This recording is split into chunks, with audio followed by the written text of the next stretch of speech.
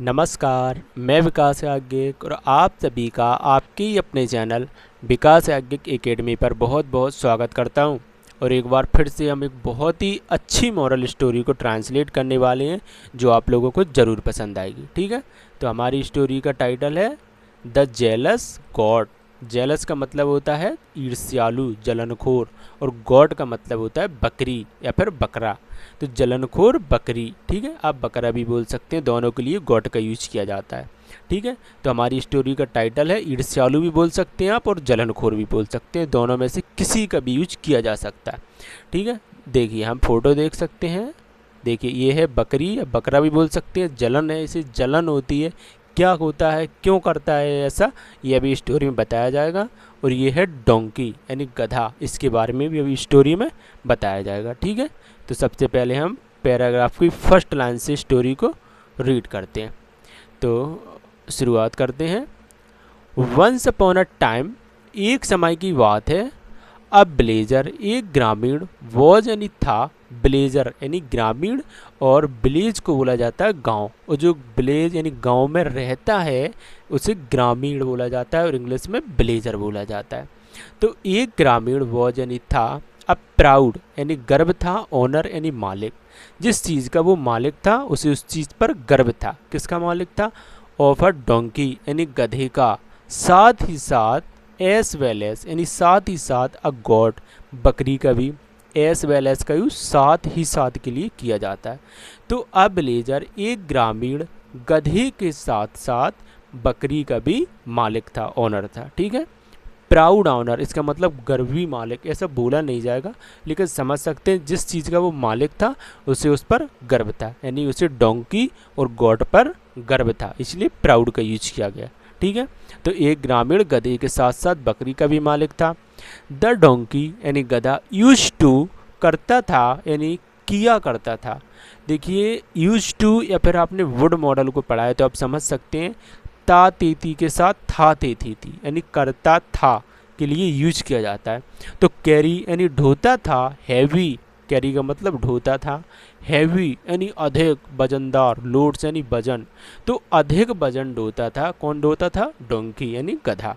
ठीक है, some time, कभी कभी, द ब्लेजर ग्रामीण लैंड यानी देता था।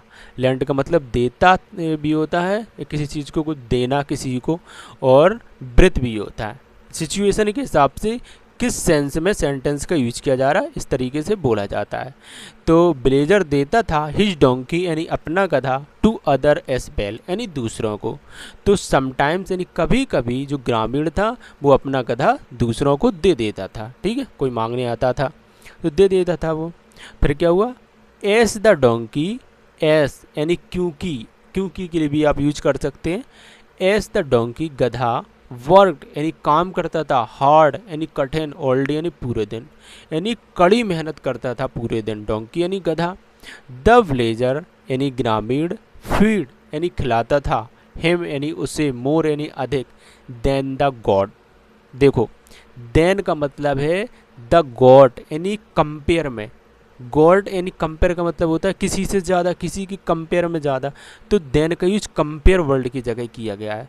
तो बकरी से ज़्यादा जो ब्लेजर यानी ग्रामीण था वो डोंकी को खिलाता था, तो द ब्लेजर फेडम उसे खिलाता था अधिक, देन द गॉड यानी बकरी से ज़्यादा खिलाता था।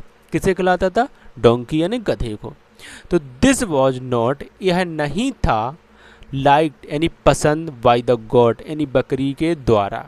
अब देखिए अगर आपने यहाँ पर नोटिस किया हो तो दिस वॉज नॉट, यह नहीं था, ऐसा नहीं बोला जाएगा क्योंकि यहाँ पर वर्ब की थर्ड फॉर्म का यूज किया जा रहा है।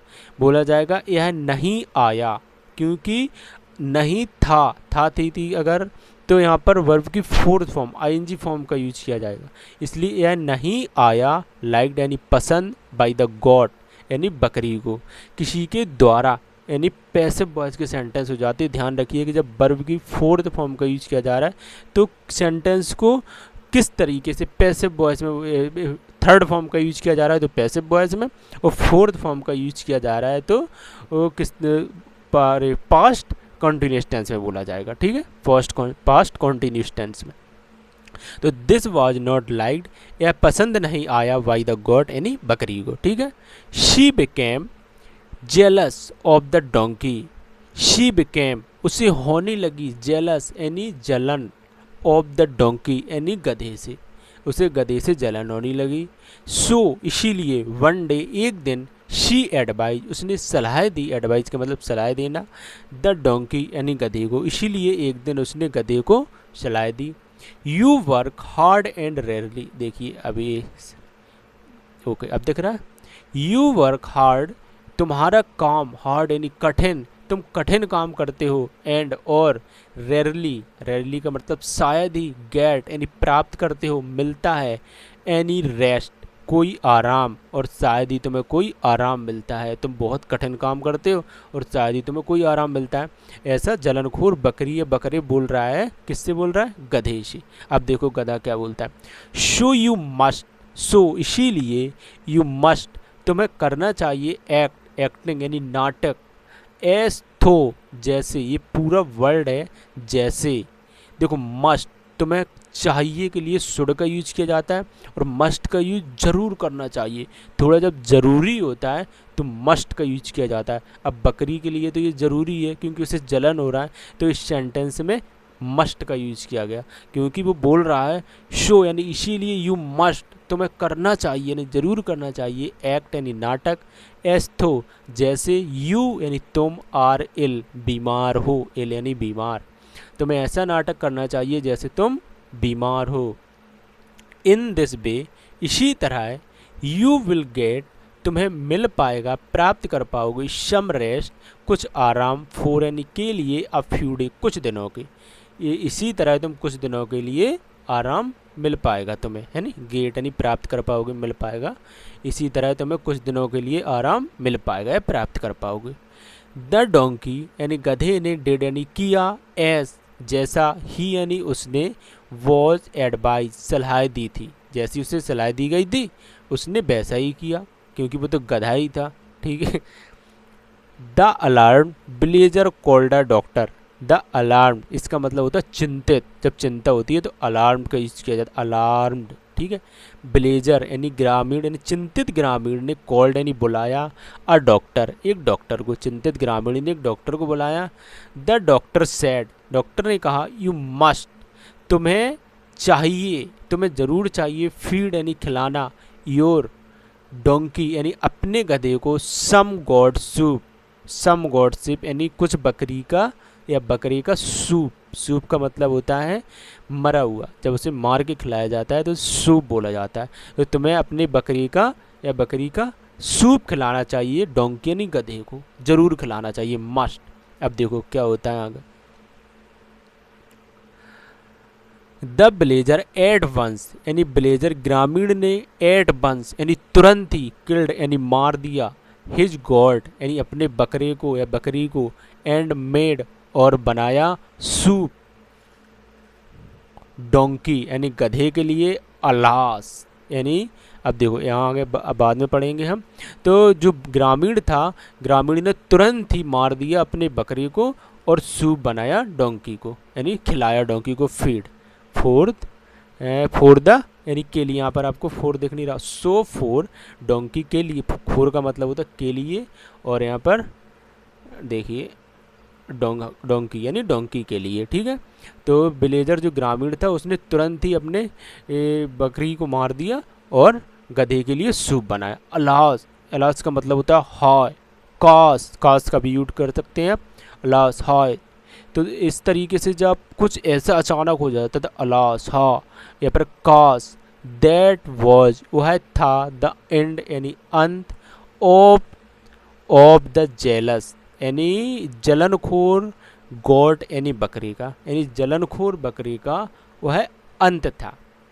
तो यहाँ पर देखिए अब हम मोरल ट्रांसलेट करते हैं, उसके बाद फिर हम आपको कुछ एडवाइस देते हैं। Moral, jealous leads to one's downfall यानी जलन है जो jealous, leads to one's downfall यानी नीचे की ओर, पतन की ओर। तो जेलस यानी जलन हमें पतन की ओर ले जाती है, डाउनफॉल नीचे की ओर।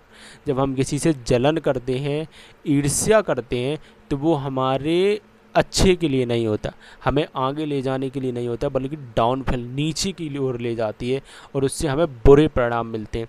कभी भी किसी से हमें ईर्ष्या नहीं करनी चाहिए, जलन नहीं करनी चाहिए। हमारे पास जो है हमें उससे बेहतर खुद बनना चाहिए, लेकिन जलन नहीं होना चाहिए। वो अपने लिए बेहतर है और मैं अपने लिए बेहतर हूँ।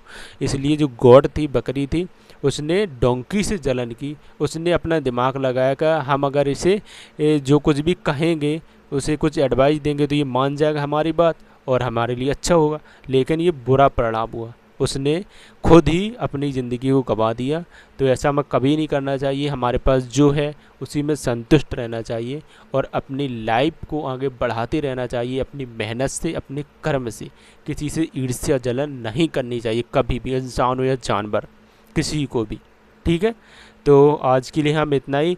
फिर भी नेक्स्ट वीडियो हम बहुत आसान तरीके से ट्रांसलेट करेंगे और हम आज भी उम्मीद करते हैं कि आप लोगों को पसंद आई होगी वीडियो।